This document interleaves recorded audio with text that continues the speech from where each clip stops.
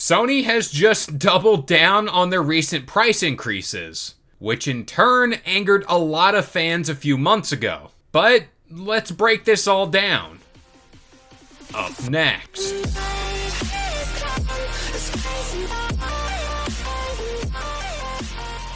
What up guys, this is Kalo and I'm here to give you the lowdown on all things gaming. And if you're new here, feel free to subscribe to this channel for weekly video game news content. Drop a like on the video and welcome to the Level Up. So before we get into today's news, I want to shout out the Twitch channel, seeing how Thursday at 11:30 in the afternoon, we're going to be doing the Phasmophobia Halloween Challenge. We're going through all the maps, collecting the little bits from the potions, and seeing what trouble we get into. So, price hikes aren't new to us in the gaming world, seeing how the overall price to make games is only going up. Now, this whole price justification talk is of course a very slippery slope to travel down, seeing how some of the year's biggest titles all had their fair share of performance issues and blunders. But earlier this year, Sony did announce this total revamp to their PlayStation Plus subscription service, which introduced a whole bunch of new tiers to buy into. Prices went up about 35%, which sparked a lot of rage online, and that's rightfully so. Albeit, this price increase was a pretty substantial one, up to about $40 extra a year. And when you normally see a subscription service, no matter the industry, whether that be movies, TV, or even gaming, it goes up at least what? Maybe $1 or $2? But in this case, PlayStation said, just hold my beer. But in an interview with Baron, Eric Lempel defended this decision, and let's just say, nobody liked this. Quote, "Like practically everything else in the world, we have to look at our pricing and we have to adjust to market conditions. We want to make PlayStation Plus great. With our reboot last year and introducing the tier system, a lot of consumers have recognized that there's a lot of value in PlayStation 5. Translation, the price increase matches the quality of what you're getting, especially throughout these various tiers. But in my opinion, that's very debatable, especially when you compare it to a direct competitor in the space being Xbox Game Pass. But hey, speaking of Game Pass, this interview got a whole lot better when the service was brought up, more specifically, day one releases on Game Pass. And I'll admit, I've been very hard on PlayStation for their choice in this matter, because let's just say Spiderman 2 came directly to the service day one at no extra cost.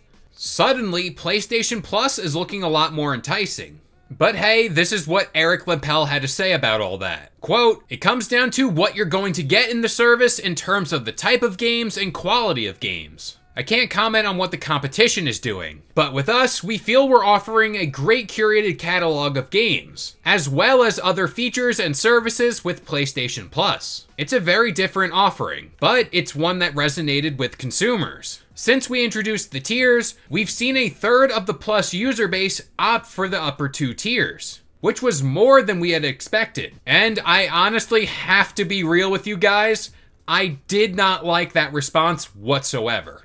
Sure, as an individual, he chose not to compare Game Pass to PlayStation Plus. But at the end of the day, everyone else will, seeing how they're both companies that are in direct competition with one another. And not to mention, PlayStation Plus Extra is priced almost within the same bracket as Game Pass, so people will compare them no matter what. Also, when you compare what each service has to offer, I think there's a big difference. At the end of the day, if this was a small price hike, I think this story wouldn't be as big as it is. Sure, people would be annoyed, but when you drive up the price as much as Sony did, you gotta see tangible change. And if you don't believe me, PlayStation Plus Essential, which is their basic tier, used to be $60, now up to $80 a year. Their Plus tier is up to $135, or $160 for Premium. So in turn, a normal consumer will take a look around the gaming world and compare prices. They do that to find the best bargain out there for a similar price. Then they'll come back to Sony asking if they could offer up more, seeing how their prices are just so damn high.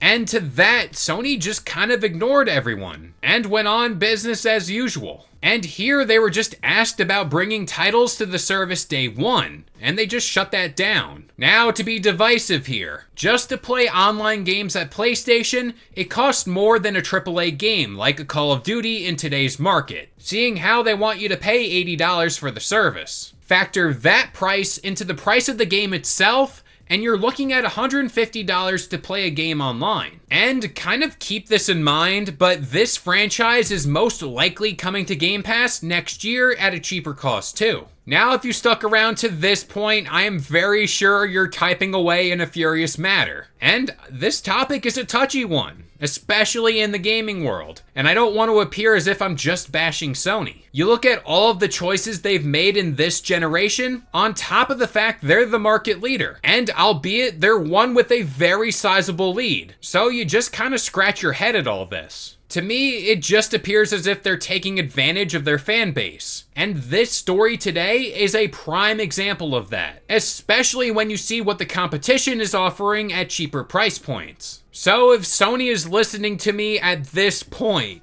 just offer up games day one and let's just start there. That would somewhat justify the price of the service, and I would 1,000,000% be more inclined to subscribe to the service if that was the case. But with all that being said, I'm gonna pass this question off to you guys. Is it just me, or the answers given here were just not justified? I can't really find the word for it. I guess unfair is the word I'm going with, but I think it's unfair to the people that pay this price point and get little to nothing in return. But that about does it here. I've been Kalo. I gave you the lowdown in all things gaming. And if you're new here, feel free to subscribe to this channel for weekly video game news content. Drop a like on the video, and this has been the Level Up.